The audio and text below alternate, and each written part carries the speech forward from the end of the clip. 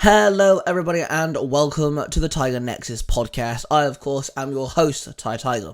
So today's episode is actually a very quick, a quick grab to be honest. I was almost out of an episode this week. I almost didn't have an episode whatsoever, but my best bud, my brother from another mother, kind of swooped in and saved the day. This is an in-person episode with my friend James, who's been on the podcast before, where we spoke about Marvel and DC movies. This time around, we're talking about Marvel and DC video games. So I will warn you, my audio quality is slightly different to what it normally is, because obviously it's an in-person episode. I'm using one microphone at the moment in time. Luckily for me, there is a way I can record in-person episodes, so the audio quality is just a bit shifted, so I do apologize for that. But other than that, I really hope you guys enjoyed this. We talk about all sorts of Marvel and DC games, spanning from like the PlayStation all the way till now, and the games that are coming up in the future as well. So that being said,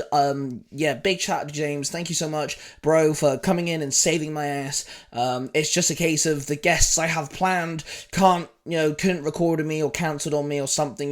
Life happens, it's fine. So huge shout out to him. And of course, let's dive in straight into the episode. Welcome to the Tiger Nexus Podcast, a place where you'll find interviews with content creators and geeks alike. Your host, Tiger, has delved upon the Nexus and found interesting content creators and geeks of all fandoms. This podcast is connected to the Zero Hero Network. And now, we dive in with another episode! Hello everybody and welcome to the Tiger Nexus podcast. Today is another in-person episode. I'm joined once again by my brother from another, my best friend James. Hello everyone. And today we're kind of sort of repeating history. Last time we spoke about Marvel and DC movies. Today we're talking about Marvel and DC video games. Me and James are very big gamers. Me more than you, I think. You're more multiplayer. I'm more multiplayer now, yeah. I mean, like going back, a number of years, I would have played like a lot of single player stuff and multiplayer stuff, but I now have somewhat of a life and a job, which is kind of great, and now I can't really play a whole lot of games, but And then there's me, who that's all I do. So yeah, we're going to dive into Marvel and DC gaming. Of course, we're recording this in June. So, if you listen to this later down the year, some things we say may not be apparent anymore, could be different now, depending on what we're talking about, etc., etc. So, question, favourite superhero game, least favourite superhero game? question right off the bat, huh? Yeah, go. Okay. Favourite superhero game? There's a lot in there. Yeah. There's actual ton of superhero games just across all platforms. Because we're old. I'd say that, we're 26. Well, I'm 26. I will be 26. I mean, that's a lot of video games, a lot of superhero video games. Why do you make me pick? You can have top three. You don't have to go just straight to one. You can have a couple. Okay. Have a couple. Top three: Spider-Man on the PS1. Yeah. Just the first Spider-Man game. Enter Electro was fine, but it wasn't as good as Spider-Man, first one. I'm going to say it has to be Spider-Man. Yeah. It's all going to be Spider-Man. 2018. I do love 2. For me, I love 2018. The one on PS4. And then the third one, I'm gonna have to say Deadpool on PS4. PS3, whatever generation, it's released multiple times. So that's my favourite 3 on all time. Until I'm Spider-Man. I'd have to say, I can't pick one of the Insomniac Spider-Mans because I love all 3 of them.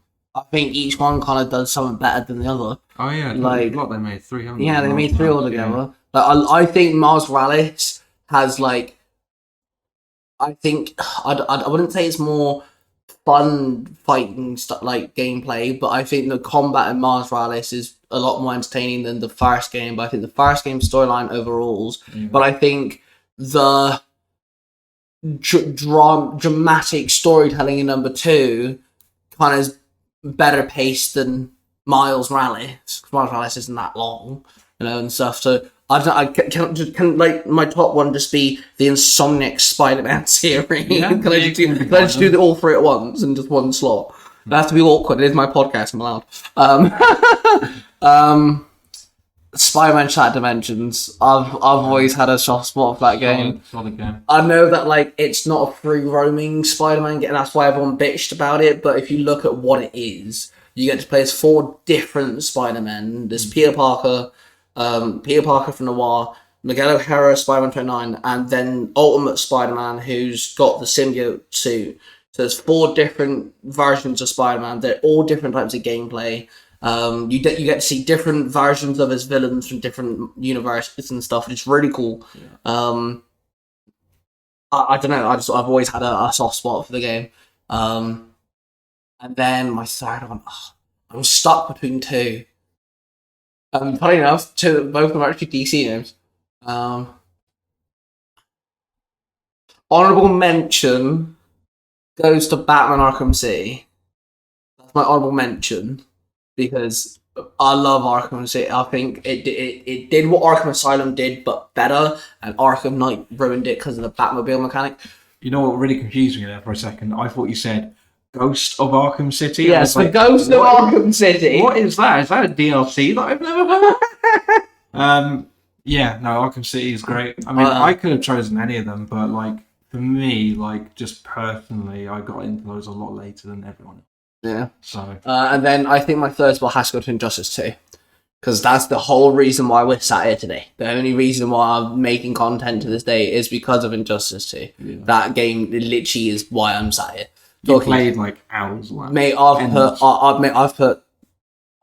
don't actually know, but I know for a fact we're in the 4 to 5 digit number of hours. There's times where I went round your house, like the flat you're in, and like I just saw you play like Injustice. Like that was the first thing you put on. Just like endless hours must have been sunken into that game. Mm-hmm. Like I'm not very good at fighting games, unfortunately, but like I always used to like play that. Like occasionally, like we used to play like on the same console. That was cool. And like you'd always beat my ass most of the time.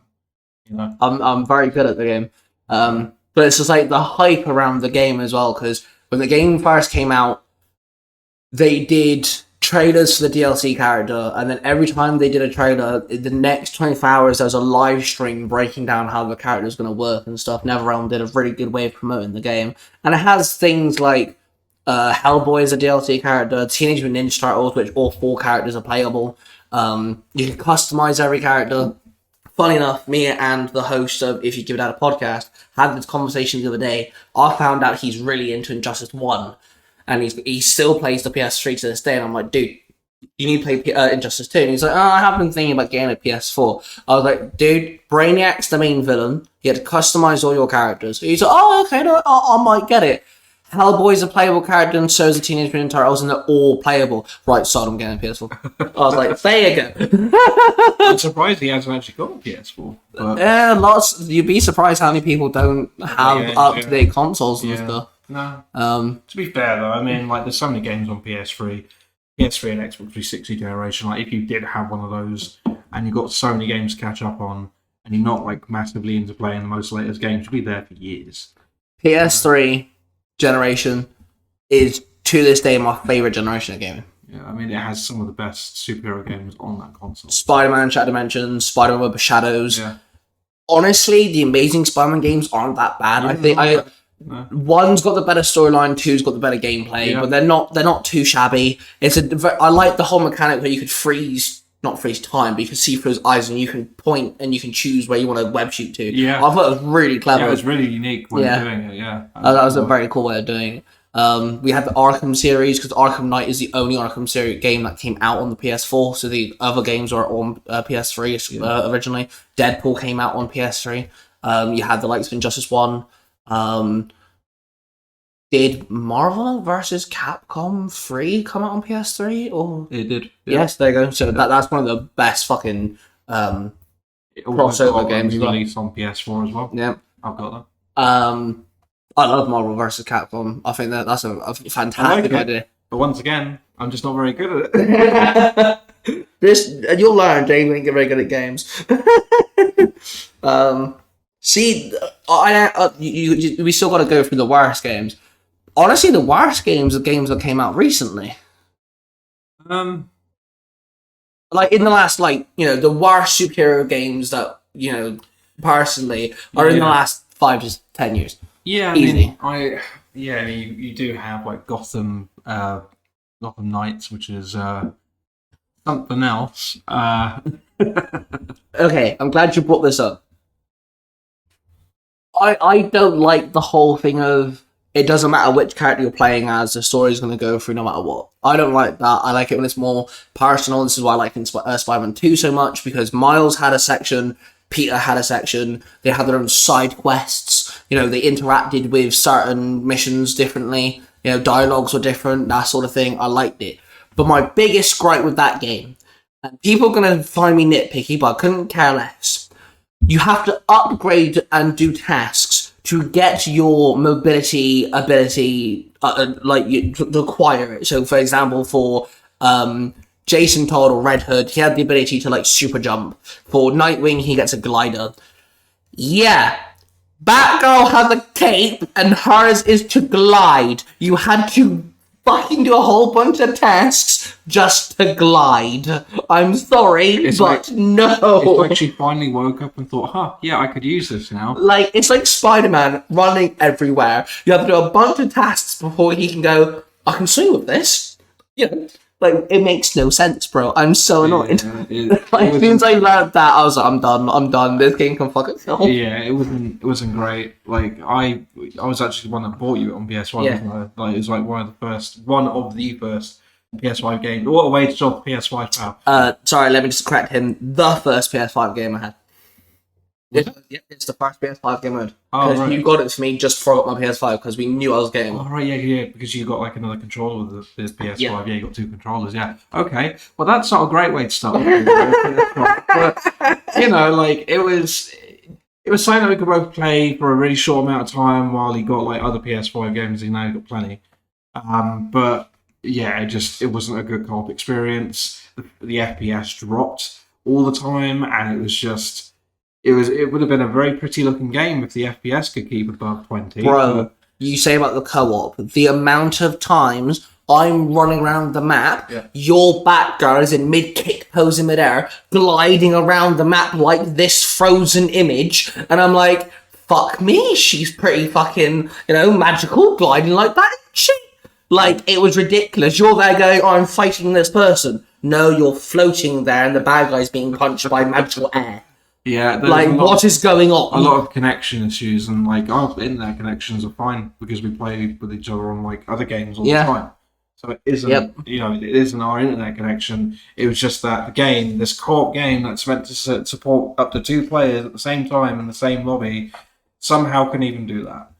And it just wasn't a good experience. So I mean, I gotta say, I think that's probably one of the worst superhero games I've ever had. To experience, it wasn't good. Nah, it wasn't, and it could have been really good. It could have been absolutely fantastic, even if they didn't want to connect it to anything else, because they didn't, but they could have. But they rushed it, and you can tell they rushed it. They wanted to get a game out, not give us a game to play. They wanted to just get a game out. To talk about wanting to get a game out, I mean, Rocksteady was Suicide Squad. Oh god. Oh, I'm about to have a headache.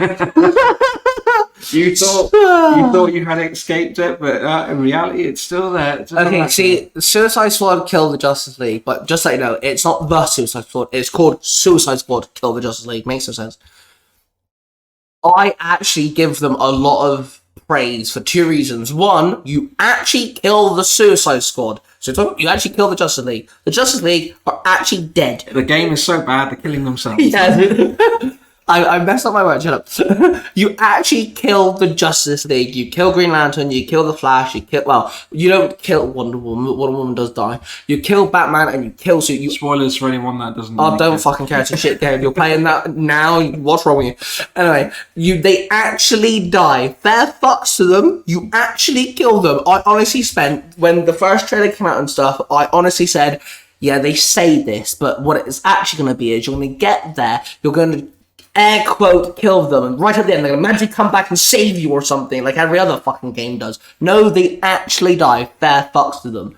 Second of all, it's absolutely hilarious. Some of fucking Captain Boomerang's dialogue is spot on, and King Shark is one of the best fucking voice acted characters ever in a DC game. Those two characters were phenomenal.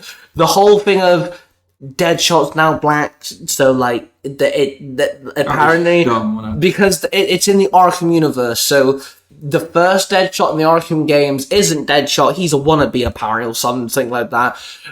Captain Boomerang throughout the entire game keeps on throwing suggestions like he's a clone, they're long lost brothers, the first Deadshot's actually his dad or his son or something, but he mentions it in the most outlandish ways. Like at one point he's like, oh, do you think you both have the same baby mama? Like, you know, your mum did somebody else, or like his mum did your dad or something, and now you're both like, you know, sniping people. Do you think you're both killed each other's dads and shit like this? Like, it's absolutely brilliant.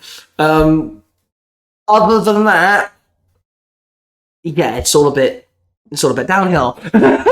It's to say, I stopped playing it for a reason. You know, like I was just like, you know what, I'm just not having that much fun. And annoyingly, it's a live service game as well. That's the issue, is that they could have done. I honestly enjoyed the gameplay. Other than getting shield, the way that you get shield is really weird. Yeah, other than that, you got to shoot their legs or something. It's really dumb. But take away that, gameplay's a lot of fun. Each character feels different. Each character can only use different types of guns. So you're not all doing the same thing. They brought up Joker, which was a very unique take on Joker, and I'd love to play Joker, but the way you get Joker is a load of wank, so why? Like, they've made it such a grind for no reason, and he gets one cutscene and that's it, and stuff like this, and it's just like, it's one of those scenarios where you sit there and you think to yourself, this could have been gold. If they actually put effort into this game, it could have rivaled Marvel. What were they for doing once. all that time? You know, playing solitaire. Apparently, you know. It wouldn't surprise. What's the game that the guy's playing in Avengers where Tony points him out and he's like, hey, this guy's playing that game? You know. Was it Solitaire? I don't No, it wasn't Solitaire, it was Space something, wasn't it? Like, he's playing a Space Invaders. That's it. Yeah, he's playing Space. Like, Tony goes, he's playing Space in the corner. That's literally everyone that worked on Suicide Squad for 9 months. But the thing is that when did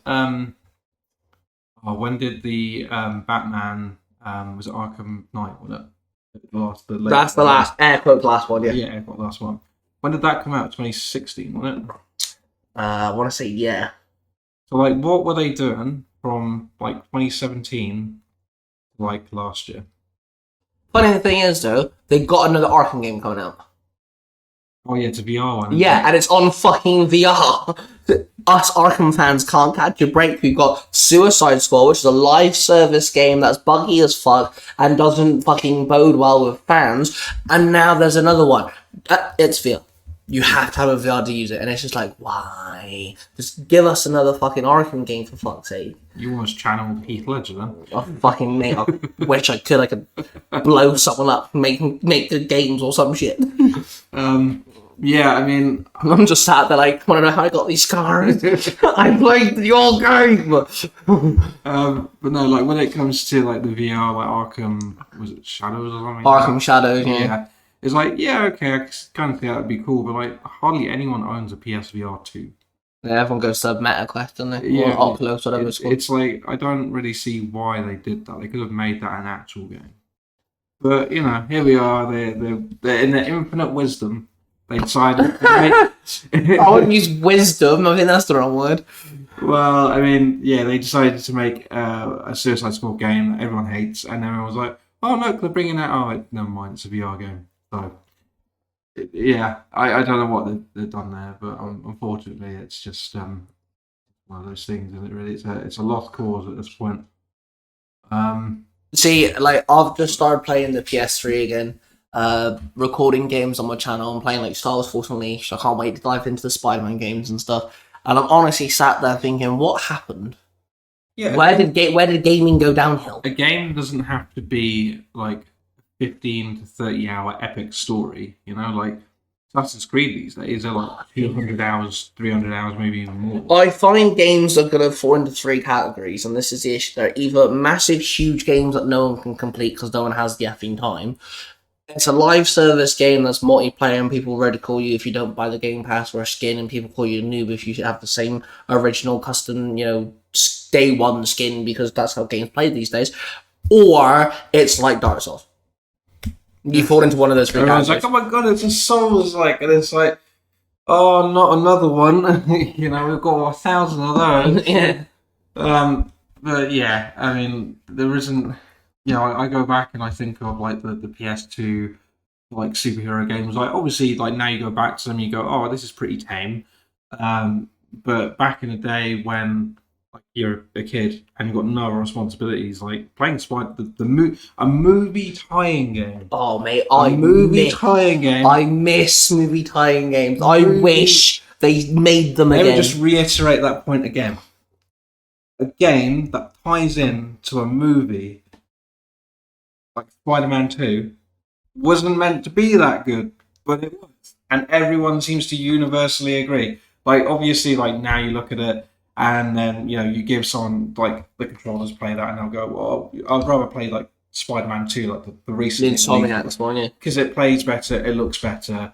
And, like, yeah, I agree, I'd rather play that over the original Spider-Man 2, but just kind of considering what they had at the time, the console limitations and stuff. They had multiple villains in there. They had like Mysterio. Yeah. Obviously, you had like Doc Ock. Wasn't Scorpion in it or something at one point?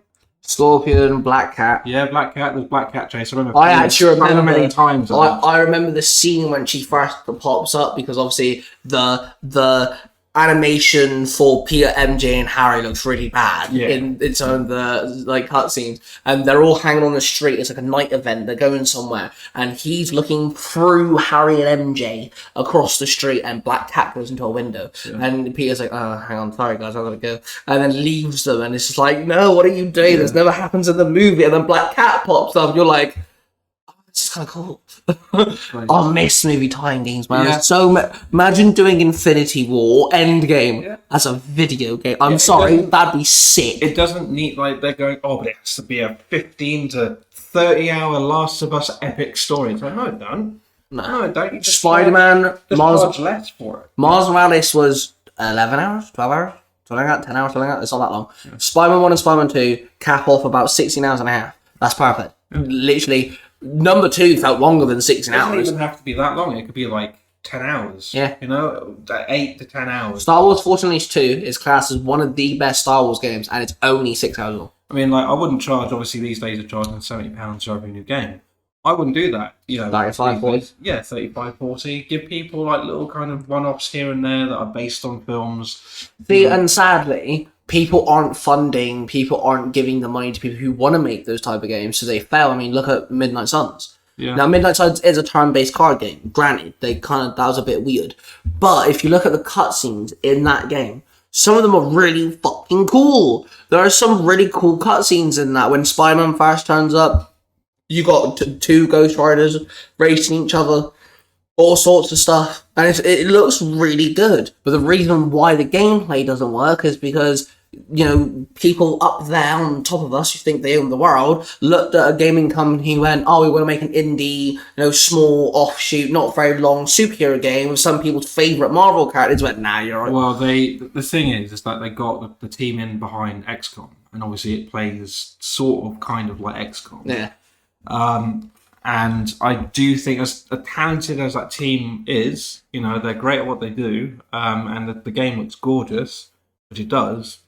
I just don't think I don't think there was enough of a market of people in like the superhero genre where they're like, oh yeah, I really want a turn-based car game Take away the card game. Yeah, I think that would have been great. If it A was turn-based game, because I'm sorry, there's a Lord of the Rings PS2 turn-based game, and that thing fucking slapped. I don't even know what it's called, but I'd still play that to this day. That thing slapped. You had all the, like, Lord of the Rings characters, a turn-based game, you know, like Final Fantasy VII, if people don't understand what turn-based game means.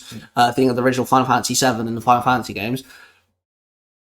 If it was just turn-based, they took away the card system and, like, you could, you know, each character had a set of moves and stuff, that would be cool, I think. I think that would work.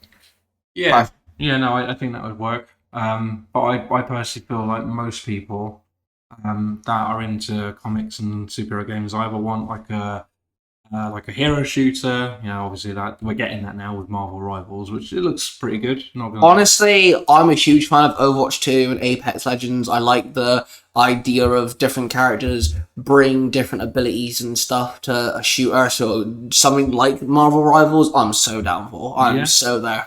They'd like, well, I want that. A third person action game like Spider-Man, or you know, maybe even like a first person game somehow. You know, honestly, I feel the superheroes that would work best for a first person game would be things like Punisher, because he uses all guns. Yeah. It'd be like playing Call of Duty, just you're playing as Punisher. You know, things like that. Deathstroke, if you made a Deathstroke game, that would work very well as a first person game. But like, I find people have too high expectations anyway, because, you know, I'm on the internet a lot more than you do, but a lot of people complain that there isn't a Superman game or a Flash game. It's fucking impossible to make those sort of games. Okay, Superman would work if they knew how to do it, but you can't make a Flash game. How the fuck are you gonna do that? If it, like, Flash's whole thing is he runs so fast he can break through the multiversal barrier of space and time. How the fuck am I turn that into a game? Unless it was like some, like, you know, fucking temporal run like thing, other than what else you meant to do is vitally impossible. And people keep bitching on the fact that, oh, Lego can do it. Yeah, but Lego, like, the way that Flash runs in Lego makes actual Flash look like a fucking godsend. You know, like, you know.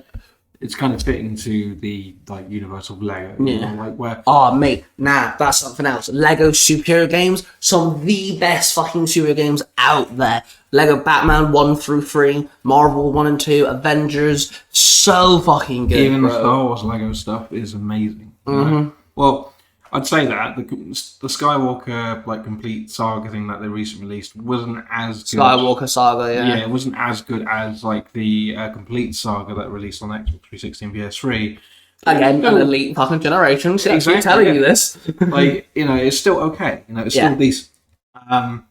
You know, you've got things like the Incredibles Lego as well, which was pretty decent. That was really good, yeah. And it's just like, when it comes to things like, okay, granted the third one was not great. We have Armor Alliance.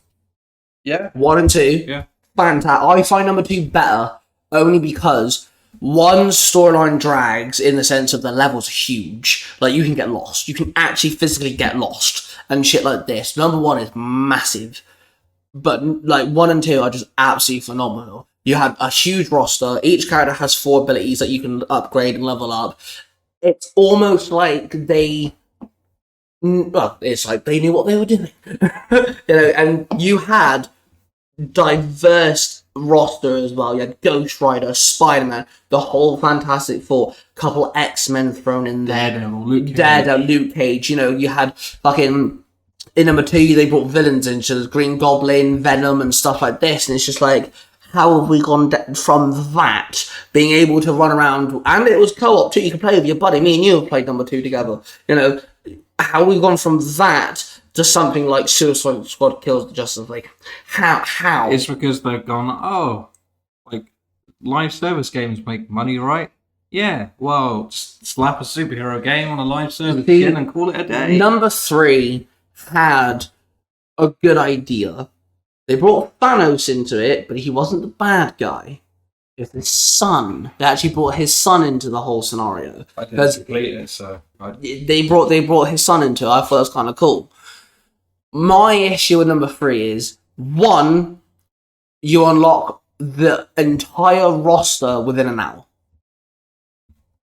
Give or take. Oh yeah, they just threw characters at you, didn't they? No, literally, you start off with the Guardians, you get on Earth, you then instantly unlock Spider-Man, Miles Morales, Gwen Stacy, and then like 2 other characters. By the time you've done that first level, you then unlock Captain America, Iron Man, Thor, Hulk, and everyone else. Then you do that next mission, you pretty much got the whole roster. And it's like, hell, that's not. I remember like getting Daredevil really like early on. I'm like, oh, yeah, you get all of them pretty much. Yep. And it was Switch exclusive, which was also kind of dumb. Yeah, that was a really weird thing. Also, they gave you 3 DLC packs. I can't even tell you what the first one was. I can't remember. Second one was Midnight Suns. That was kind of cool. Then you have the third one, which was Fantastic Four. The third one's the only one that has a storyline. Wow. Yeah. Oh, wow. I was so fucking pissed. You didn't give us a Midnight Suns fucking thing. Like, what the fuck are you doing? Yeah, number 3 went downhill. Talking about secret gems that should get a sequel and stuff, I've recently played a Marvel game thanks to you, because you kept on nagging me that I should play it, and I was like, yes, and I played it on my channel. It was an absolute blast, and that's Marvel's Guardians of the Galaxy. Yeah. It should get a fucking sequel. Yeah. I'm sorry, that thing was gold. Yeah. People kept bitching about the gameplay, because you only play as Star-Lord, and the way it works is, the 4 other characters, Groot, Rocket, Gamora, and Drax, they are your support companions, and you can actually order them around. So in mid-battle, you can literally, using the D-pad, you can tell Drax to go and attack this certain bad guy, Gamora to go attack someone else, and then when it's not fighting and you're traveling, each one can do something. Like Gamora can run up high, like up a wall, and then pull you up. Drax can lift heavy objects. Groot can make things with his tree roots and things like that. Every character can do something, and it's actually kind of cool, like going from point A to point Z, figuring out which one to do what, and getting each character to team up and stuff. The dialogue's fantastic, the way they all talk to each other and stuff. And honestly, I got a bit soft-hearted sometimes. Some of those scenes, when Rocket finally walks through the water for the first time, and he's like, oh, Rocket, it's okay, bye. It's okay. And things like this. It's just like, it's such a good game. They brought in the Soul Stone, and they did something really cool with the Soul Stone. I didn't even think it was the Soul Stone until near the end. Yeah. I was like, holy crap, it's the Soul Stone. What are you doing? And it's just like, it was so good, honestly. Cameo as they're like going through the area, and it's like, oh, it's like Earth's Mightiest Heroes, the Avengers, kind of thing. And I'm just like, man, they really screwed up this whole game universe. Like right now, we could be on like a sequel to Guardians of the Galaxy. We could be on a sequel to the Avengers game if they did that properly. We'll bring that up in a minute. That's going to be the next one. Hang on. We'll get there to say, I've got a lot to say about that shit. But like, I just look at it and I go, wow, like if they just made the Avengers like how they made the Guardians of the Galaxy, I think that is mainly the reason why people didn't buy Guardians of the Galaxy, because they saw that Avengers was another live service cash grab, and it was just there to sell you skin, to sell you this and that. And it's almost like Marvel's Guardians of the Galaxy went back to the PS3. Yeah, because and that's how that's exactly what I'm talking about. Sometimes you just need games, single player. Yep. Right, that was a full price game. That was £60. Because obviously now they've got 70. Mm-hmm. But did I buy it straight away? I think I waited for a bit, but I did kind of buy it more or less around the time of release. And I was like, you know what? I'm glad I spent money on that. I enjoyed every moment of that game. I felt like I was Peter Quill, and these were my Guardians of the Galaxy. And I felt like when my mum was talking to me, I was like, like the in-game mum, Peter Quill's mum. I was like, I don't want her to die. See, like my favorite thing about that game is that the first 4 missions are just all higgledy-piggledy. You go off and you're on this weird space junkyard thing, something happens there, and then you piss off this high, like, priestess woman who is like a big battle axe badass, and she owns like a zoo full of creatures. You piss her off. Then you meet the Nova Corps and you piss them off. By like the 5th chapter, you're like, now what the fuck's going on? By the end of the game, everything that you've done is all tied up nicely in a nice little bow, to the point where like everything has come together, and I was like, holy shit, it's got a good storyline. What the fuck is going on? Like you thought that thing that we did earlier was completely random and it'll never get mentioned again. It's like it honestly felt like a PS3 game in the sense of like there's unlockable skins. You can unlock skins for your characters. but the way you do it is you've got to find boxes, like chests almost. Yeah. And it's like, hang on a minute, this is PS3 level bollocks. What are you doing? Why aren't these behind a paywall? Exactly. I'm literally expecting to go into the menu and go, hey, pay 50 quid, have all the skins. I'm like, hang on, what? You let me find them in chests? Like, really? So, yeah, wouldn't that be like, yeah, you actually found all these yourself in game, but now before you get access to them, you have to give us £19 No. Every time you find a box, would you like to spend a tenner to open the box? Give you a pop-up. Yeah, that seems more like it. Yeah. Oh, Jesus. No. But, like, honestly, I honestly felt like I was playing a PS3 game. It felt so refreshing to play a superhero game from beginning to end. It just felt good. Just told a story. You gave a shit about everyone in that story, and you were like, "I want to see the end of this. I want to stick around all the way to the end." And there was a part, the part that I'm talking about. There's a part at the end. I'm like, "Oh, okay, so everything's wrapped up." Yeah, they actually brought the credits on the screen. The credits were on the screen. I was like, it was like literally someone playing a record, and all of a sudden, like the record just gets taken off. Like, I was like, "Wait a minute." So we're not done. Spoilers for the game, because I'm literally going to tell you exactly what you're talking about. Spoilers for the game. They end the game. The credits are rolling, and it's almost like they give you an end credit scene. You see that ship, and you see inside that everyone's chilling out in the lounge area. Adam Warlock's in the game, and the whole point of the game is the bad guy is related to Adam Warlock, and basically it gets to a point where Adam kind of needs to merge back with him to beat him, kind of. So that's what you think's happened. Everyone literally, the credits roll and everything, all happy dory. And then Star Wars like, hey, Adam, you alright? What you doing? Adam looks at them, his eyes go black, and there's another fucking boss fight just thrown in your face, like that in an instant. And it's like a big quantum, cosmic level fucking boss fight as well. And it's just like, I thought it was the end of the fucking game. Didn't I tell you at the very beginning, before you started playing it, I was like, it ain't over. Until it's over. But the funny thing is, I get to the credits and I'm like, 40-minute video? It's a good YouTube video, to be fair. Yeah, that video's 2 hours long now. Yeah. I was like, shit. That boss fight goes on for a while. It's a good boss fight, though. Yeah.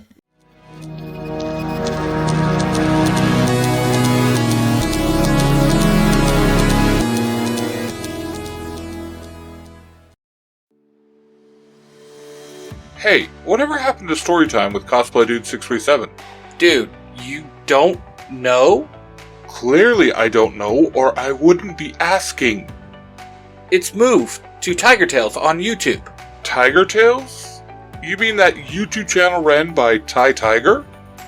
Yep, that's the one. Ty Tiger brought Storytime with Cosplay Dude 637 to his channel, and it's better than ever.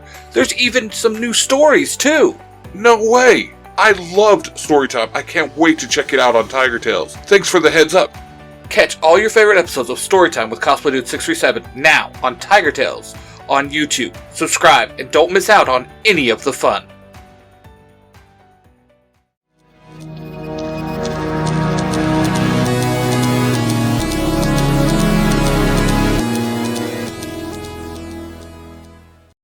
I mean, like, we just need more of that.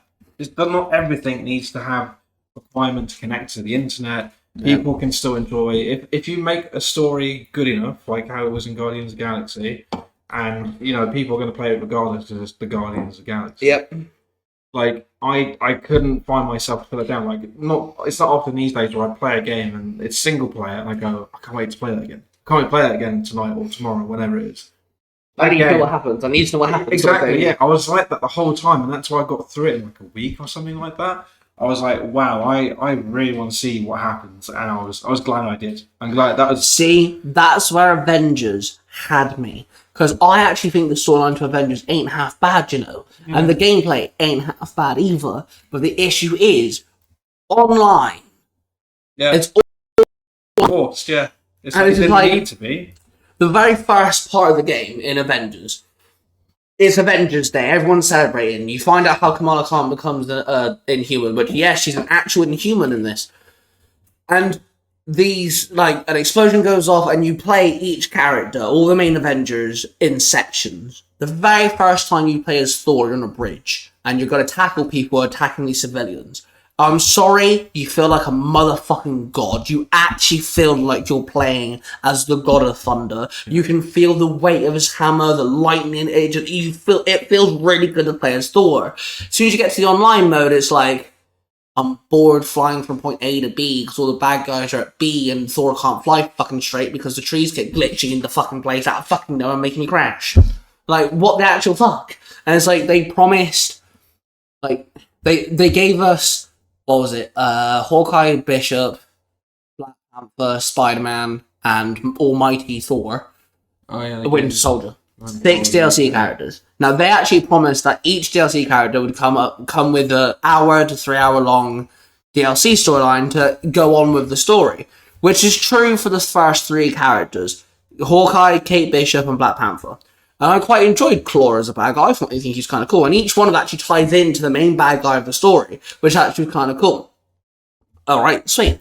Spider-Man was only given us to us PlayStation players, because he's Sony exclusive at the minute. Winter Soldier was just dropped on us at the last second before they stopped updating the game. And Almighty Thor only came out because of fucking Thor Love and Thunder. That's literally the only reason. To be fair, she's actually a really fun character to play as if you can do it. But it's also like, they gave up too quick because they sat there they did live stream events to show off what they're doing next and characters and stuff. And they kept on saying, we've got so much planned. We've got characters coming out, storylines, things like this. But everything was locked behind a paywall. Everything was, connection issues were wank. How many times... It still is menu simulator. I was going to say, how many times we made the joke, it's menu simulator. We both loaded into a match, and it sat there pending on us for so fucking long. Me and you've had, a full-blown conversation, made ourselves a cup of fucking tea, gone back, lived our lives for 20 years, got married and buried our wife, come back, and it's still fucking loading. Yeah, no, it was just, unfortunately, you'd be like, oh, I wouldn't mind playing Avengers, and then you kind of think of all the bad stuff that came along with it when you try and play the game online, and it's like, what, I'm good. Or, you load in real quick, but you load 7,000 meters in the air. Yeah, I ran across the map, and you're falling. I can actually see you, you're still... But the thing is, I'm watching you fall, and I'm like, how have you not hit the ground yet? I'm watching you, how high are you? And then you hit the floor, and then you phase through it. On my screen, I'm not even falling. I can just see the map. I'm like, what is going on? And then obviously it doesn't fix itself. You can't fix it. So there's so many characters they could have added. Yeah. Just off the characters they gave us, fucking Falcon would have worked easy. Yeah. Doctor Strange would have worked easy. Things like this. Brought Miles Morales into it because he's also Sony exclusive. They could have done that, but they decided not to. And it's just take away the online aspect. Giving us a storyline. Give us the ability that each chapter you play as a different Avenger. And then give us DLC that adds on and gives us a new character and things like this. And then eventually give us an online mode to play with our friends if we wanted to. Don't make it the fucking premise of the game. That's what ruined it for people. And like you said, it affected Guardians. Yeah, unfortunately, because it was like, oh, this is made by... I think they were both published by Square Enix, weren't they? They were made by different people, I believe. I think. I can't be caught. Avengers is Square Enix. Guardians, I'm actually going to Google this real quick. Oh, no. Guardians is Eidos Montreal or something like that. Yeah, so Avengers is Square Enix, and everyone now makes the joke of the only Square Enix game that has worked as an online game is Final Fantasy 14, whatever the fuck it's called. Yeah. Leave it at that. Don't do another online game, because the other 2 online games they've done have failed terribly. So, Marvel's Guardians of the Galaxy game. See what it is. Yeah, I'm pretty sure it's Square Enix. It was developed by Eidos Montreal and originally published by Square Enix. That's where I'm getting it mixed up. Because they... wow, that's shocking. They made Avengers, and then they also made Guardians of the Galaxy. And people were like, it's made by the same people. It's like, it's going completely different though. Yeah. The people only saw it, the failure that came before. The thing is, though, it's developed by a different company and published by Square Enix, where Marvel's Avengers was made by Square Enix. Oh, right, okay. That's the difference. Oh, right. Oh, okay. Yeah. So. Yeah, no, I mean, it's just unfortunately, they had a chance, they ruined it. So, yeah, they did. Yeah. And it's like, you look at games like, the Lego games, Ultimate Alliance. I'm sorry. I don't know if it ever went on to PS3. It was a PS2. The Justice League game. That was like Ultimate Alliance. Justice League. There's a Justice League game that's just like Ultimate Alliance, but there isn't 4. There's only 2 characters. Oh, it's on. You said it's PS2. PS2 and Xbox. Yeah. Okay. That was gold. That was cool. I wish they. Only problem was, it came out at the same time, like around about the same time as. Like, you could tell it was trying to rival Ultimate Alliance. Yeah. Ultimate Alliance had a huge roster, you could play like 4 characters. Justice League only had like 8 characters, and there's only 2 people on screen at one time. So, like, everyone was like, oh yeah, that's shit, sort of thing. So, they never tried doing it again. I wish they did. But, like, there was the introduction cutscene to that was so sick. Batman, and then you had Flash running around. Green Lantern came flying in. You saw like Zatanna like twirl in her suit came up. You saw this like detective dude walk into an alleyway and then shift into Martian Manhunter. Like the introduction scene to that was sick. It was so good. And then like they just never continued because, like I said, it rivaled Ultimate Alliance and failed. Yeah. I mean, I do find that when it comes to like superhero games, I do find that Marvel do have. I don't know, they've done good games on either side. I mean, obviously people are going to defend like Batman series to the end of time. And don't get me wrong, I can understand why. I think those games are great. I personally don't have that big of an attachment to them because I came to them later on. But I've always been more of a Marvel person myself. I do respect DC, and I do like a lot of their characters. I like Batman a lot. But for me, like the only reason why I got into superhero games and just superheroes in general is because I grew up on them. Obviously, as I said, my favourite superhero game, even though I go back and play it now, guys, it's clunky as hell, but I can appreciate it, is Spider-Man on PS1. Yeah. PS1 was my first console. That was my first ever superhero game. And like, it got the essence, like looking back on it at the time, I didn't know, but looking back on it now, it got the essence of the comics so right. Like you're fighting Scorpion, try and save J. Jonah Jameson, the Bugle in like the first level, and the back and forth banter you have with Venom is great. Like it was near perfect, for that sort of thing. So, see, I find between Marvel and DC. Granted, I love the Arkham series. I followed it from the get go. When Blockbusters was a thing, that's how old we are.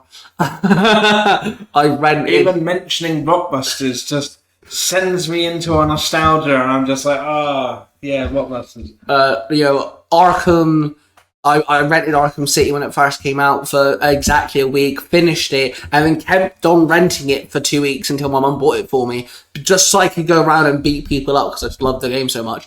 Legit. And like, I think the Arkham series is the one series that DC holds, that still holds to this day. I can't wait to record the series for my gaming channel. I just can't. But Marvel have so much more. Yeah.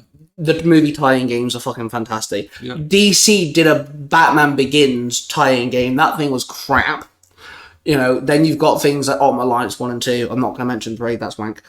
Then you've got things like, Marvel vs. Capcom. Okay, no, sorry. Injustice series ain't too bad. If you include fighting games. That ain't too bad either. But literally, like, the one series that everyone Hail Marys to is the Arkham games. But then you've got, like, how many Spider-Man games have there been on? I pretty much, near enough, from PS1 onwards, I'm pretty sure I played most of the Spider-Man games. Yeah, same.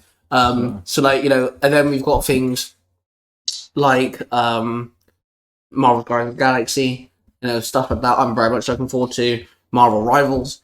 I mean, hell, the newer games that are coming out, some of them do actually look like something, Marvel Guardians of the Galaxy-esque.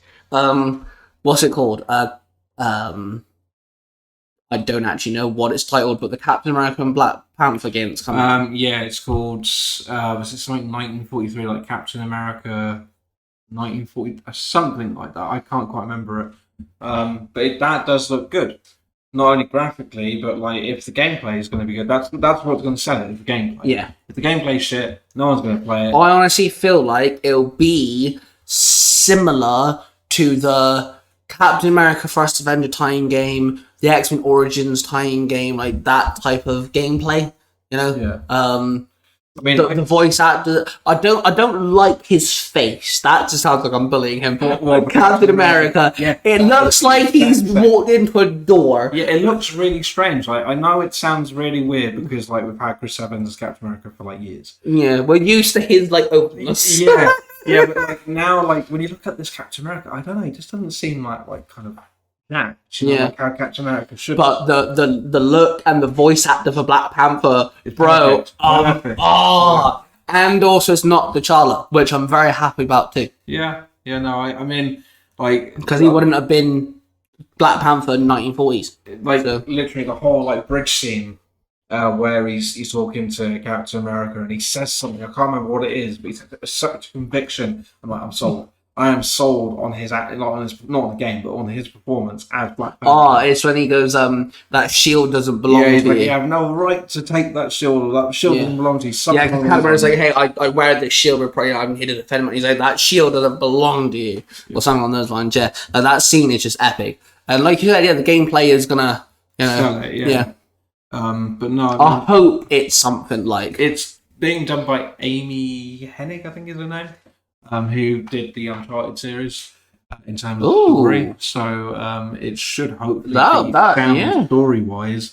And if you actually watch the presentation, the full presentation where she came out on stage and they did, it was like 16 minutes long or something like that. Like the actual technology and the engine that they're using, it makes it look really, really good. Thing is, though, Captain America and Black Panther aren't the only playable characters. No, because be Black Panther's, culture. it's Black Panther's Doja Milaje, right-hand woman, and then Captain America's new sidekick, because apparently they meet each other in the game's new sidekick. Yeah. They're also playable characters too. So I feel like those two will be like the MJ scenes though from Spider-Man, where they're just sprinkled in just to give you something different to do. I feel like, but yeah, I'm looking forward to it. What else? We've got a Blade game coming out, yeah, by Bethesda.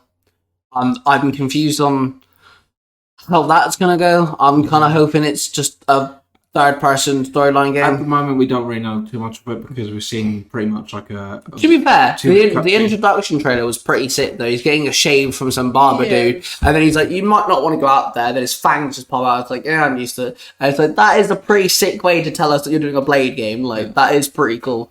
And then we've got Blade. We've got Captain America, Black Panther one, Marvel Rivals, which is just going to be an online shooter, but at least it's.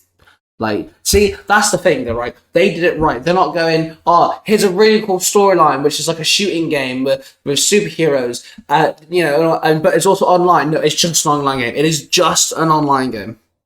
Yeah, exactly. If Marvel Avengers went, we're giving you an online game with a bunch of superheroes where you can go around with your teammates fighting CPUs, and all that crap, I think it would work better. We've got an Iron Man game coming from EA, which might be okay. Maybe. Here's Iron Man. Play a game for 16 hours. If you want any of the suits, you got to pay £99 per suit. Or the loot boxes, one of the two. Fucking... You've got Marvel's Blade, already mentioned that. Marvel's... He's Googled it, by the way. Yeah, I've Googled it. I'm not coming up with these on the top of my head because it's like almost... He just sat there and meditated, absorbed the Marvel knowledge from the aura, from the ether, and gone, right, this is all coming out. It's almost 10:30 at night, people. Like, my brain is frazzled and I've been at work all day. But yeah, you got Marvel's Wolverine. Can't wait for that. Unfortunately, we had to leave, but people are twats. Why do they have to? What we saw, I only saw a snippet of him in a suit. Yeah, from the third back of it, I'm like, that looks sick. I don't want to look anymore. I didn't want to watch too much, but unfortunately, because I have Twitter, or now it's called X. It's fucking Twitter shut. Yeah, it literally just leaked everywhere, and I was like, well, this is unavoidable. I'm just getting it in my feed, apparently. But no, I really want to play Marvel's Wolverine.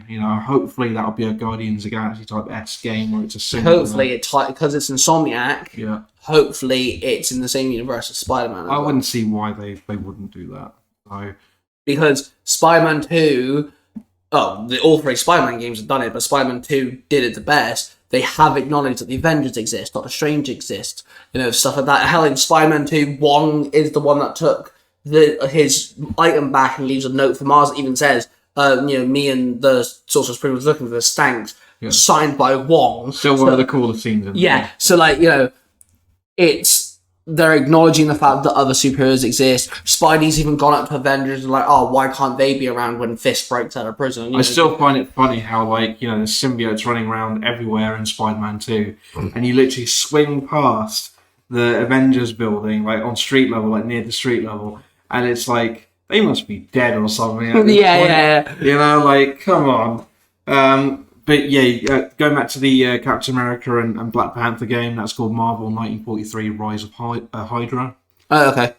So that you know, that is the title of it. We've got a Black Panther game, just a Black Panther game coming. Marvel Spider-Man 3, obvious. That's going to be another 5 years or so. I really wish someone would make like a Daredevil Punisher game, you know, like a hybrid of the two, some kind, you know, just to fit them into one game. Or if you want to make separate games, we've never had a good Daredevil game. I don't think we've ever had a Daredevil game. Maybe we have one like the Game Boy something years ago, but not an actual Daredevil game. I feel like Daredevil would work very much like if they got the gameplay style from Nightwing from the Arkham City DLC or Arkham Knight DLC, whichever one it was, and made a Daredevil game kind of following that, that'd be sick. Punisher game, I feel like would be best as a first-person shooter. As long if they did the story right and made it so Frank was very like, you know, dialogue-esque as I'm talking, I think a first-person Punisher game like you make you feel like the Punisher. They did do crack some skulls open. They did do a PS2 Punisher game, and that was actually okay. It wasn't like great, but it was okay. It's the only Punisher game that we have, I believe. But I'm just surprised that they haven't done like a first-person shooter Punisher game. You know, that's surely going to make money. You know, pretty easy to do that. Yeah. So. It's not easy. Making a game isn't easy, but the idea is pretty easy. You know, you put Call of Duty and Frank together, you know, in a game, and you basically just got the Punisher. See, I'm quite surprised they haven't milked the ideas that sell well. You know, Mars Morales game came out that worked really well because of Into the Spider-Verse and now we've got Cross the Spider-Verse. I'm surprised we haven't gotten things like a Spider-Man Noir game. You know, Spider-Man 2099 game, you know, stuff like this. When it comes to DC, I really want them to kind of stay away from Batman. And I know that, like, some of the characters wouldn't work, but, like, hell, they did the Green Lantern movie tie-in game, and I'm sorry, it's 10 times better than the fucking movie. I love the tie-in game to Green Lantern. I think it's fucking cool, you know? Granted, a Green Lantern game kind of defeats the object of you can make anything you want using your imagination aspect, but still, it'd be still pretty fucking sick to do, you know. I've over the years, I've seen games I'm sort of thinking, hey, it'd be really cool if they did that. There's a game, I can't remember what it's called. I've played the first one. What was the one? Yeah, hang on, let me just. I want to say I know what it's called, but I don't want to like just throw it out there. He's going to blur out some random... That's it, I was right there. Drawn to Life, right? Okay. So you literally type in what you want and the character will draw it. They could do something similar to that where you're a Green Lantern and you can literally type in stuff and the Green Lantern will make whatever you say and you can have to solve puzzles doing that. You know, we don't need like you say, we don't need massive 30-hour fucking games that go on for fucking forever with huge maps like Assassin's Creed and that bollocks. Give us something. You know, we don't have Punisher, Daredevil, Iron Fist, Iron Man. We don't have... There's certain small characters, War Machine, you know, Falcon, Ant-Man. Imagine running around a massive house as tiny Ant-Man. Yeah. You know, commanding ants to do shit. That just reminds me of the Toy Story 2 game on PS1. Yeah. That just reminds me when you look like playing with Buzz. Think of Pikmin on the Switch. Like, you're a little dude commanding other little dudes to do stuff. Think like that, but you're Ant-Man with a bunch of ants. Yeah, different types of ants do stuff. You have to get ants to build things. The nice thing too, it's at the top of like most of these video game companies aren't willing to take risks like that because you know why? They go, oh, that's not going to make money. Yeah, but it would. That's the fun thing. But to them, they think it wouldn't because they're not in it. Most of these people, half the time, are at the top of these companies that wear suits and whatever. They're not in the look. They're just there to make money, and they kind of look at current trends, and they go, oh, this is trendy, I've been told that this is trendy, and we'll make a game based on what's currently trendy, and then ship it out, and hopefully it makes money. That's all they care about. They don't care about, they don't give a shit about how creative the game is. They don't, they might get asked about it, and they might talk a lot of bullshit, because that's basically what their job is. But at the end of the day, they just don't care. You won't get these companies, these especially big companies, taking massive risks or what they see as massive risks, even though that we would buy it, but they don't want to take the massive risk because they can't. They then go, oh, we can't guarantee a return on this. Yeah. And that's why we're not seeing it. So then we end up with half-baked shit like Avengers. Because they go, oh, it's a live service game and it's a big notable name like the Avengers. It's bound to make money, right? And I'm pretty sure they did probably make quite a bit of money off the skins and stuff. I know that my brother spent way more money than I cared to count. But that was his Fortnite. That was his Fortnite. Yeah. Exactly. Yeah. And sadly, in the end, they just made it all free anyway. Yeah, which was ridiculous. you just wasted your money. Yeah, that was a wank move. Clever, but wank move. Yeah, but it's just, I don't know. It just makes me sad because I think the days of getting movie tie-in games and smaller little games are just gone. You're not going to get that again. See, one game which I didn't like the gameplay that much, but one game I've always given respect to because it had 3 different characters. Each character had a set of levels, and it almost like a tree. You had to go up and each level was on a different branch. You had to play a certain amount of levels before you could climb up it and stuff. One was Iceman, and you're sliding on ice, going around, and you had to do missions. Other one was Wolverine, which is just a basic, you run and kill things. The other one was Nightcrawler, which was basically like a traversal set. That was the X-Men 2 tie-in game, right? It was technically the movie tie-in game for X-Men 2, or X2, whatever the fuck you want to call it. That was solid because each character had a different gameplay style, different gameplay mechanic. You know who was who and all that crap. Give me something like that. Yep. You said about Daredevil and Punisher tied in together. You could easily do something like Punisher, Daredevil, and Elektra, for an example, because they all work. Elektra's all stealthy. Daredevil's all stealthy, but you're fighting in martial artsy. Punisher's first-person shooter, and you just go between each, do something like that. Yeah, that'd be sick. This is the exact thing that sounds too creative. Yeah, we're giving them too much creative. Pretty sure there's devs out there that could work that in somehow, like a third-person stealthy sort of game when it comes to Elektra and kind of Daredevil, and you go all guns blazing when you're Punisher in first person. I'm pretty sure that you can more than likely do it. Maybe I don't know how they'll get around the kind of first-person shooter aspects in games, but keep it third person. Just look at games like fucking Gears of War and stuff like that, where it's over the shoulder thingy. The original Punisher game on PS2 that was third person, and it was pretty decent at the time. There's one game that's literally proven that Daredevil's blindness, vibration, echolocation thing literally works. Last of Us. Yeah. The whole listening system. Yep. That's literally what Daredevil does. Yeah. Literally just do that. Have it so you have the ability to sense everyone, kind of like Spider-Man Spidey sense thing, and do something. That'd be so fucking cool. There are games out there that prove that the games we want could literally exist. It's not hard. Yeah, and you can tell that they don't care because there are games out there that have literally taken mechanics from other fucking games and used them. Spider-Man Noir's gameplay in Shattered Dimensions is literally Arkham City stealth mechanic. It's literally that to a T. To the point, there is a stealth takedown, and they're exactly the fucking same. Grapple, you pull them up into the air, you smack them in the face, and let them dangle. They both, Spider-Man Noir and Batman, do it in their respective games. Legit the same move. I mean, you go back and you look at the Spider-Man games on PS3 and 360, right? And you have Web of Shadows, you have Shattered Dimensions, you have Edge of Time, right? And there is a reason why obviously people hoard them and stuff like that, and it causes the prices to rise. But it's not. They are still 60 quid, by the way. 60 to 70 pounds each. But there's a reason for that, which is because they're highly sought after, and people love them. Kind of thing. They're not massive epics. They're not games that go on for hours.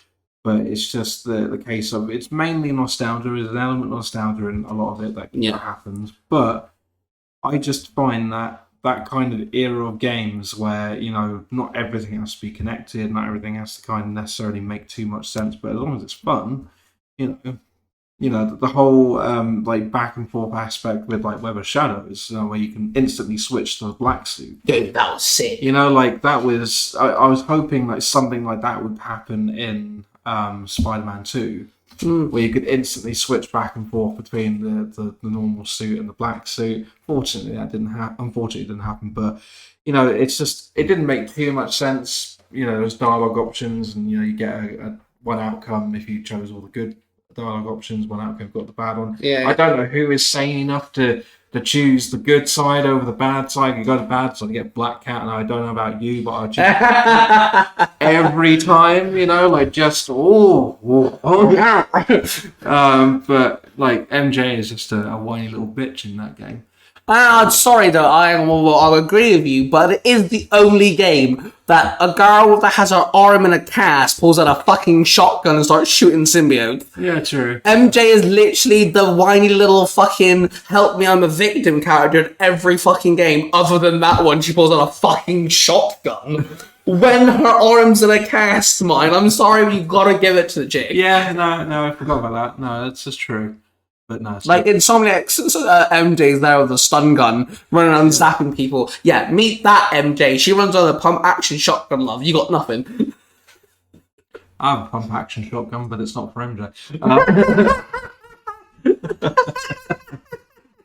Got you that one. You did, fair play. But no, I mean, just silly little things like that. It didn't make too much sense. The storyline wasn't great. There wasn't really much of a storyline in Web of Shadows. But for me, I still remember... What Web of Shadows you play? What? The storyline. There was a storyline. There was a storyline, but it wasn't amazing, No, because Venom decides to go nuts and take over the planet. Yeah. But I remember my brother playing that on the 360, and it was 2008, 2009 it came out. 2008. And oh my god, I was like, this is so cool. I still remember the first game that he played on 360 was GTA 4, and that made me want to get a 360. That's how good it was at the time. And then I saw him play Spider-Man Web of Shadows, and my jaw just hit the floor. I was like, oh my god, this looks so good. You can swing around a symbiote-infested city, and he got to the end part. I watched him get to the end part where you're fighting the giant Venom. And I was like, you can't see it, obviously, it's a podcast, but my facial expression now is something else. Oh my god, it was such a good time to be is it a year after that you got Edge of Time and it wasn't too long after that. Nah, literally those three games all came out within a year or 2 years, with each other. I mean, it's just unfortunately I just don't think we're going to see that again. So Web of Shadows was 2008. Shattered Dimension. Just feel like it needs to be. Shattered Dimension was 2010. Feels like it needs to be elevated music in between the time. Hey, I'm not that fucking slow, you cheeky cunt.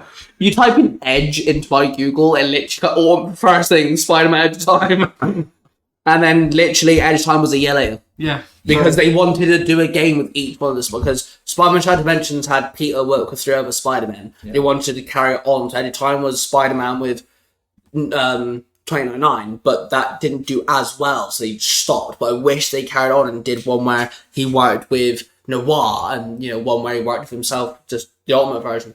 They never finished it, but Ultimate Spider-Man.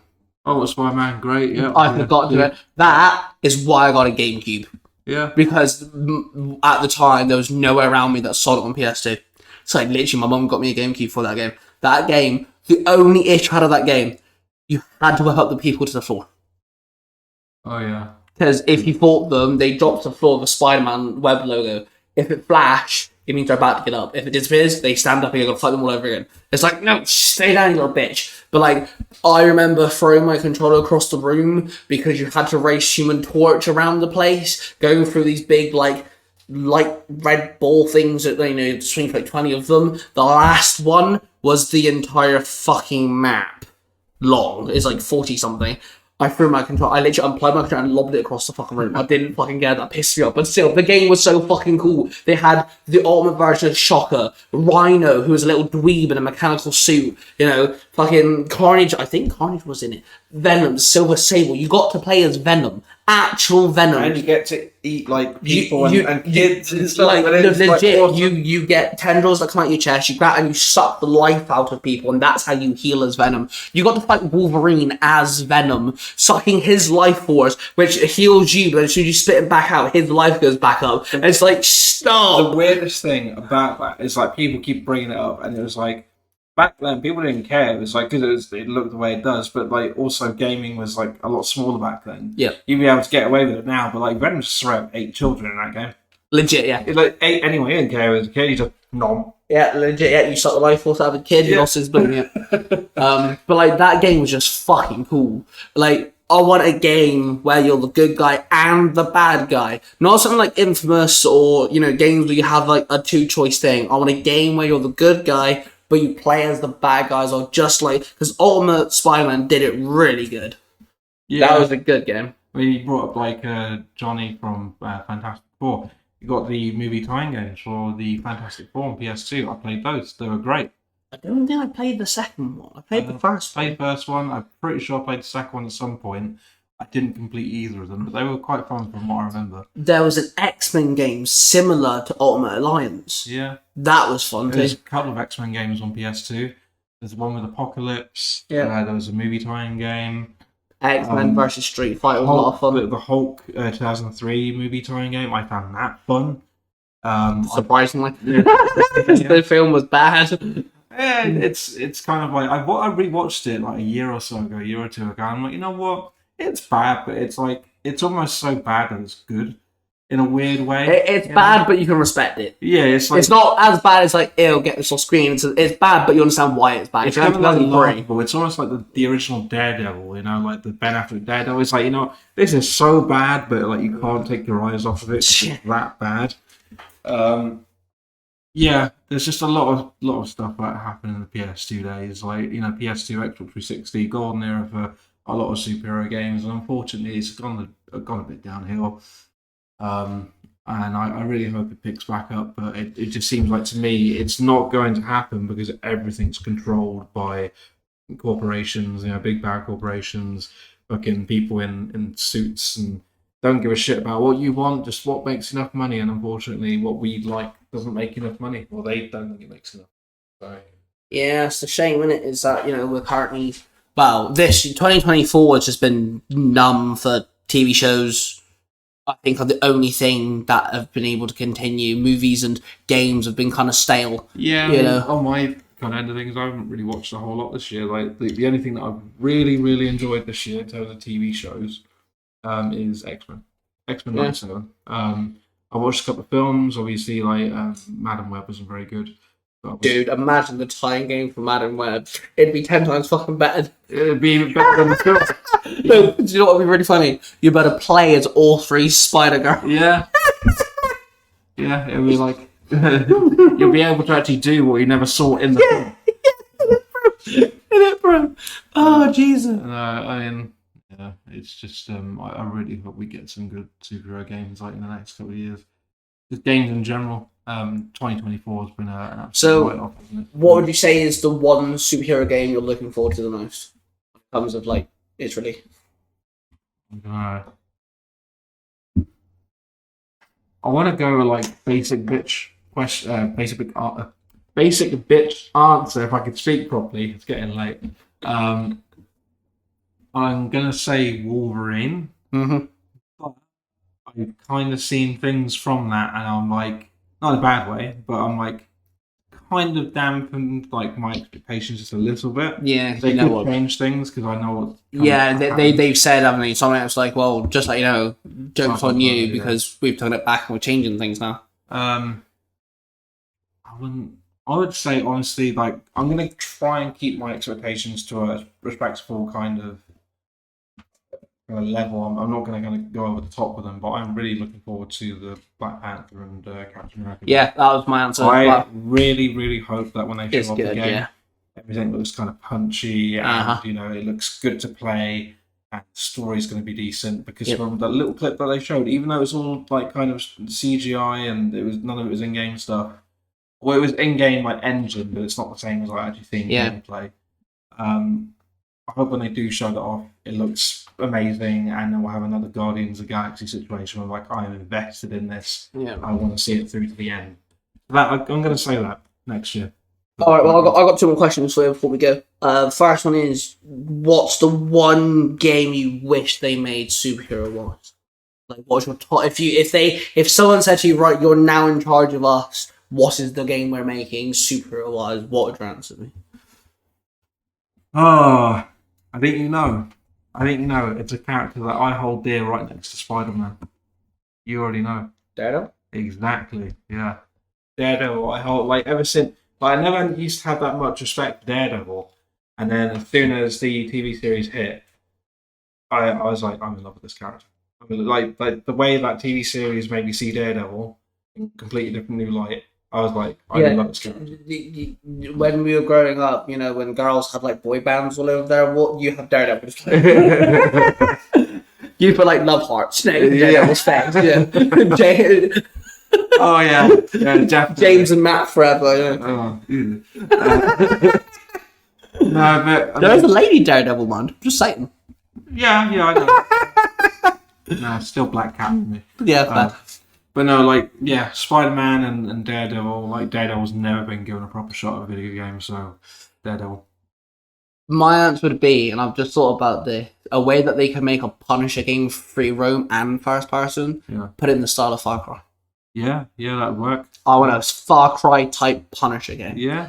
Because and you just walking into there's random like, melee fights, you can nick people's cars and drive them around and stuff, all sorts of different types of guns, put out a rocket launcher and blow up helicopter. Imagine walking into like a random bar somewhere, like a biker bar somewhere, and then like they're doing something that they're kind of pushing like a woman around, and like obviously kind of goes down and picks up bottles. Then you could do that. Yeah, that. Give me that. And then last question, and you can have a couple answers to this. It's fine. If you can have a superhero movie, have a tie-in game where you play the good scenes, but then also like they did back in the PS2, PS3, what movies would you want a tie-in game for? They haven't actually got a tie-in. No, they don't have. They don't have one. Like newer movie, like superhero films that never had a tie-in game. Yeah, obviously Infinity War Endgame. I love Endgame. Yeah, that'd be top. Captain America: Civil War. Civil War would be great. Each fight at the airport's a different boss fight, that's all crap. Doctor Strange would be interesting. I'd just have a Doctor Strange game. Yeah, give us a Doctor Strange game. Harry Potter got a fucking Hogwarts game. Give us a Doctor Strange one, like, come on. Trying to think. I know the one movie I'd want, and I'm quite surprised you haven't mentioned it. Go on. No, go on, keep going. Okay. I will see if you mention it. Thor, no, I'm okay with that sort of stuff. Obviously, Iron Man did get a game. 2 games, yeah, all right. A Shang-Chi martial art fighting game would be pretty sweet. Yeah, that would be pretty cool. I'm trying to think what else. Ant-Man. Ant-Man would be Ant-Man would be dope. Yeah, that would be pretty cool. But no, I mean, Black Widow game would be quite cool, like the kind of sneaking around and stuff like that, Honestly, I think Shazam game would work, Yeah, Shazam. Like, give us scenes where you're the kid, and you run around doing stealthy stuff, and Shazam it, and you have the option to go back to that. I think that'd be kind of cool. Yeah, no, that would work. Ooh, the Batman. The Batman, yeah. Like that, that would be kind of sick. Obviously, it'd be very Arkham-like, but I don't know. Like, it's still be pretty cool. That's the only issue with like that sort of thing now, isn't it? They're going to go, oh, it's not Batman like Arkham series, like it's not meant to be. It's separate. So. But one of them I'm surprised you didn't mention was Across the Spider-Verse. Oh, that would be my top one, bro. I wasn't thinking animation. Oh. Imagine going around as Miles, Spider-Punk, the Indian one. Just that sounded pretty big. I'm sorry, that sounded so. This guy, the Indian. Get out the room now. I'm pointing at the door because you can't see it. I apologise. That sounded really bad. But, it's Indian Spider. Just imagine being able to play as all those different Spider and doing stuff. And that's the thing. They were going to make the online Insomniac game. And, true. Yeah, that made my heart broke. My heart broke when that trailer came out. Yeah. And it's like, oh yeah, just so you know, we're not making this, but we're going to show you anyway. It got leaked, didn't it? It wasn't intentional. But, imagine, do you know what, right? That is a really mean tactic. Yeah. Showing you something, it's like a woman walking into you naked, going, you can't have this tonight, bye, and walks out again. Like, what? Like, fuck that, man. Like. Yeah. No. But yeah, no, there's a lot of games that they could potentially make movie games on and stuff, of, superhero games, but unfortunately they won't do that these days. I'm assuming you agree with me when I say that I really want a Marvel, like, never-ending game. Yeah. I think that's right. Fighting game, Marvel, NetherRealm fighting game, yeah, sure. Because every Marvel fighting game has to involve a Capcom thing, and it does my fucking head. I'm not great at fighting games, as I said, but you know. No, but if they did an Injustice 2 Mortal Kombat-esque, I'm not saying gory, but like the fighting style, but Marvel, it's got a really good storyline and everything, we could fight, you would fucking play that, bro. You would be hurt. Yeah. Especially if you had things like, you know, Groot with Rocket on his shoulder, and you had like the Guardians of X-Men, and they just everyone in there. You know, 40 characters, sort of whatever, like Mortal Kombat 11 and Injustice 2 did. That's all we ever fucking play. That'd be a thing, wouldn't it? That'd be so fucking sick, bro. So fucking sick. Well, that's us. We're gonna have to call it quits. It is like recording this at 11 o'clock at night, and James has to drive like almost 25 minutes away. So I'm gonna let him go. She's not getting home at midnight. Anyway, that's us. Of course, you're listening to the Tiger Nexus podcast. If you're listening on YouTube, let us know down in the comments below what's your favourite superhero games, what's your worst superhero games, and follow on with the questions. You know, movie tie-ins. What do you want? What's your like most wanted superhero game of all time? Are you looking forward to the ones coming out? Because right now, at this moment in time, 2024 is a bit of it's a very dry spell. Dull, yeah, it's a dry spell through and through, yeah. And I'm just waiting for next year to come. We'll get more Marvel movies. Before that, we've got Deadpool Wolverine in cinemas. Imagine a tie-in game to that. I know, I don't. That would slap. That'd be awesome. That'd be dope. Anyway. We live in a timeline where that doesn't exist. Yeah, anyway. Yeah, make sure you check out James' channel. He's got a YouTube channel. Yeah, I've got a YouTube channel. Mr. Hotshot 118. He doesn't upload much, but I don't. Still, maybe if he got some support, maybe he'd kick his ass in the game. But yeah, make sure, of course, you subscribe to the channel, you follow us on Spotify, and yeah, I shall see you guys. I'm gonna say hopefully next week. I don't know, but anyway, I upload Mondays, so yeah, I'll catch you guys in a bit. This podcast is a production of the Three Ranger Bros Studios, in association with Zio to Hero, the podcast.